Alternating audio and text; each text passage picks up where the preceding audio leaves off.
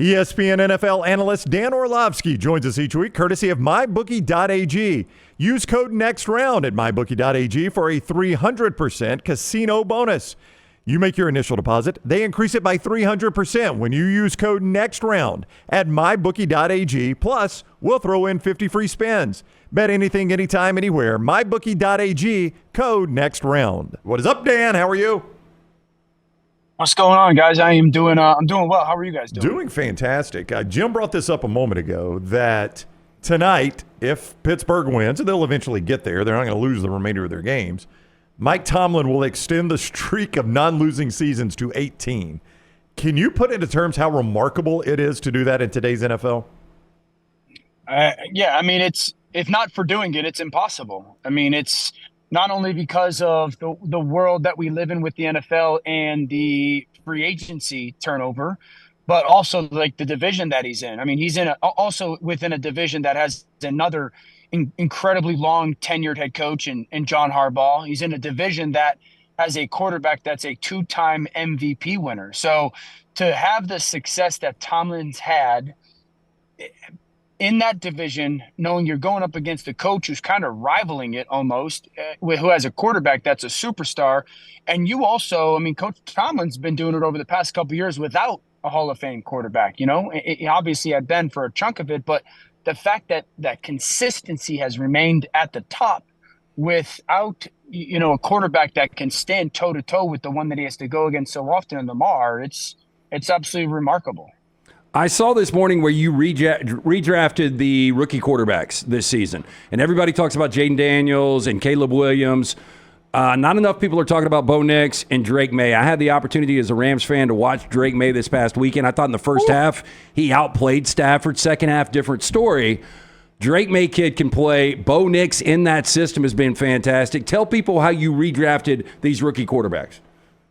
Yeah, I struggled at 1-2 and then 3-4, kind of like that pairing essentially.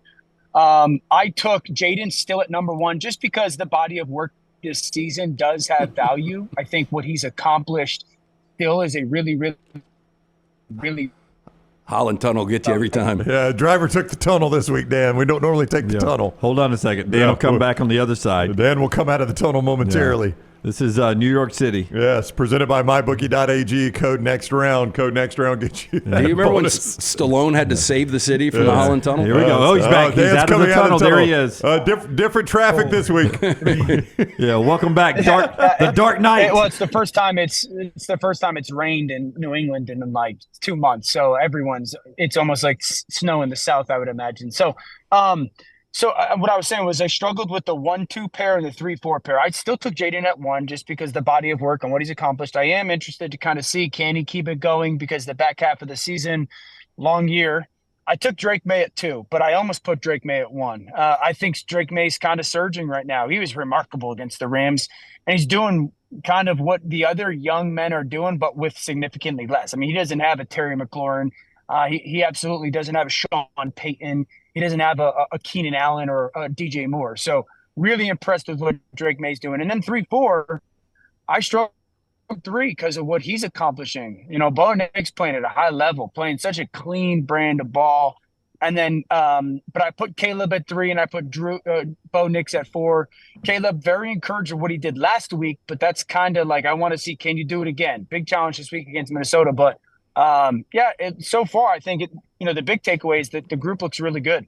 Yeah, it really does. And off of that, because of our 5 big screens in front of our set here, you're in one of my visions. So I saw that too, and it made me think, boy, last year would have been a good time to draft quarterback.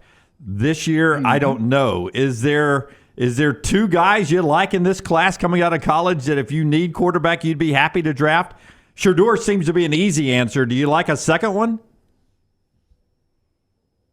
You like with obviously not studying them all right now, I'm intrigued by Cam Ward just because of some of the in the pocket playmaking that looks really interesting. Again, I gotta really hone in on what his game is in totality. Quinn Ewers, I'm a fan of. I just don't know why he hasn't. Like, I've always believed for Quinn, he's so talented, and the play hasn't always gotten or matched the talent. I feel like the talent is greater than the player, the production, let me say it that way. I think Nuss will stay in college. I think it would be smart for Nuss to stay in college, but I'm intrigued by Nuss as well. I know he's kind of dipped down a little bit over the past couple of weeks, but I'm intrigued by his kind of pocket movement and his ability to throw the ball downfield, but I think he stays in school. Dan Orlovsky with us, ESPN each Jalen. week. Oh, I'm sorry. Go ahead. I forgot Jalen. Yeah. I think Jalen will be a guy that, Milroe's going to be a guy that physically is absolutely freaking remarkable, and he's improved as a passer, and teams are going to sit with him and just fall in love with his character, fall in love with the work ethic, fall in love with the way he carries himself. And I wouldn't be surprised if he kind of vaults up draft boards. By the way, I'll point this out, and you don't have to. We had just brought it up earlier. JuJu Lewis is committing on McAfee's show right now. Your guy Pat McAfee, and he's just picked Colorado, which he was committed to your Trojans. Yeah. So what this tells me, Dan, is there's a good chance. Maybe he's not going to go to Colorado if Deion's not there. That's right. It looks like prime staying, I think huh? so. Yeah. Yeah, I think so. You never know college football, right? But I think that to understand, to get a young man to flip from USC and Lincoln Riley to that school, you'd have to have a pretty good understanding. And also I don't know Deion, but he doesn't come across as a guy that would flip this young man just to bail on him. Again, I understand you never know, all that stuff. He doesn't come across as that type of human to me. Dan Orlovsky with us each week, courtesy of MyBookie.ag. Bet anything, anytime, anywhere with MyBookie.ag. Code next round. Bless you, Jim. Thank you. The Cincinnati Bengals, like Monday night, I'm watching your colleagues, Troy and Joe, and the Chargers are way out in front of that game, and they're just talking about how good this Chargers team is, how things have flipped. And boy, Cincinnati flipped that in a hurry and tied that game up. Is there a more entertaining team to watch lose games than Cincinnati? No, and frustrating as well, though. I mean, Yeah. I legit get angry over it because I'm watching, and I'm a massive fan of so many people in Cincinnati, and I know Zach Taylor, and I love Joe Burrow. I've been a huge fan of his ever since LSU, and I'm watching a guy legitimately play MVP level football, legitimately. And then I'm watching a receiver go for the triple crown. I mean, Jamar's going to contend for the triple crown. And you're sitting there going, you're not even going to get in the dance. We don't get to see this combo play, and you're not even going to get into the playoffs. And I've said this so much, like it's rare in the NFL. I know NFL games are close. I've experienced them. I know the margin of error is small, but I don't think it's that often where you go, wow, that team's not going to get into playoffs, and they're 6 snaps from being the number 1 seed. Not 6 moments or 6 games, 6 snaps.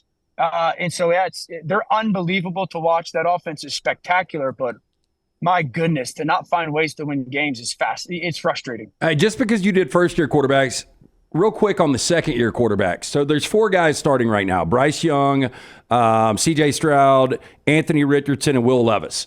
I would assume that you would go C.J. Stroud at number 1, although he has struggled without Yes. Nico Collins. Nico Collins finally back now as of last week. Anthony Richardson would be number 2, right? I mean, Anthony Richardson's shown a lot of upside. Yeah, I think so. I think Anthony Richardson still is so supremely talented, and it's another big week for him against Detroit. But I still think of his physical talent. And the thing for me with Anthony was, at least reports that the benching was a little bit of attached to, like, they wanted him to be a little bit more of a pro on a day-to-day basis. Coming out of school, that like what you heard about him was the opposite, that he was this unbelievable kid, great work ethic, tremendous maturity, highly intelligent. So that was a little bit for me trying to figure out, like, how did this happen? But I'm hoping that moment for him is pivotal in his kind of turnaround, I'll call it. But yeah, I still have a tremendous amount of belief in his untapped talent. I'd never want a newspaper to read one ever again. I just want the back page of whatever that sports newspaper is in New York that has sports on the back headlines. It had to be an amazing time to be in New York this week. You have the Jets owner talking about wanting to bench Rodgers back in week 4, that story breaking, and now what they're doing with Daniel Jones with the Giants. That seems like a shell game for money reasons with the Giants. You're a former player. How would that sit in your locker room?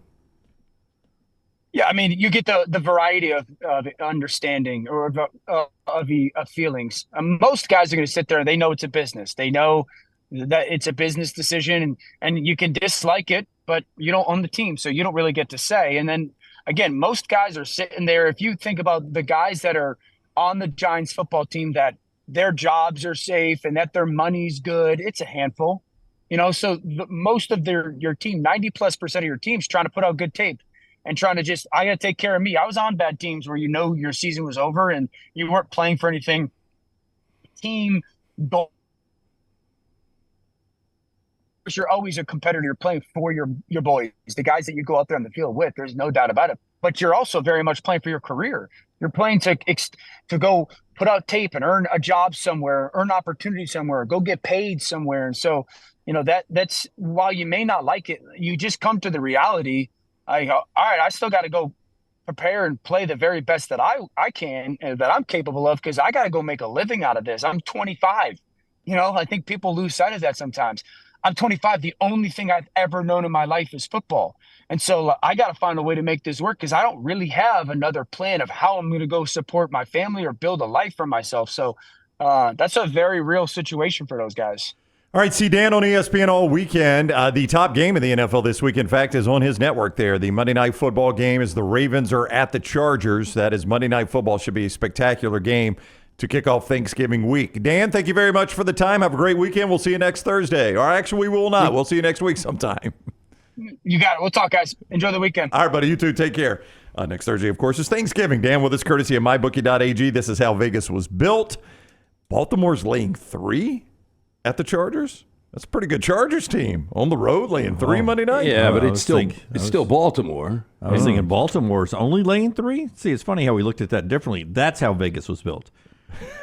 That's Hey, true. laying 3 on the road against a quality team that will be in the postseason. I mean, that's a lot of points in the NFL. I thought that's where it would be, though. Did you? Yeah, just because it's the Ravens brand, the number's where it should be. I think half of America looks at it and says, I can get the Chargers with 3, and the other half to look, I only have to give up 3 against the Chargers with the Ravens? If you haven't watched Chargers this year, they're good. What'd the Ravens do Sunday? The Ravens lost. Yeah. What'd the Ravens do 2 Sundays ago? Or 3 Sundays ago? They've lost 2 of their last 3. Yeah. Yeah. They I mean, we're treating them like, I know they're a really good football team, but let's don't talk about them like, Yeah, they and they lost 2 of their looked, last 3. I know it was on the road against Pittsburgh, a team that Lamar has really struggled with, but offensively, the play calls, they looked out of sorts. I'm sure LT would, if you give him 100, I give him 100, he takes 10% off the top, he'll hold our bet. And I'll take the Ravens to give you 3. And Well, why don't y'all just bet each other $100 and there's no juice? I was trying to work you in and give you a little, Give me my you a little $10. kickback, man. Why don't I just do it at mybookie.ag? That's what you would do. MyBookie.ag. Code And while you're next there, round. spin the wheel while you're That's there. right. Spin the wheel in that casino, in the live casino right now with code next round at mybookie.ag. They are giving you 300% of your initial deposit as a casino bonus. MyBookie.ag. That is when you use code next round at mybookie.ag. Bet anything, anytime, anywhere. MyBookie.ag. Code next round.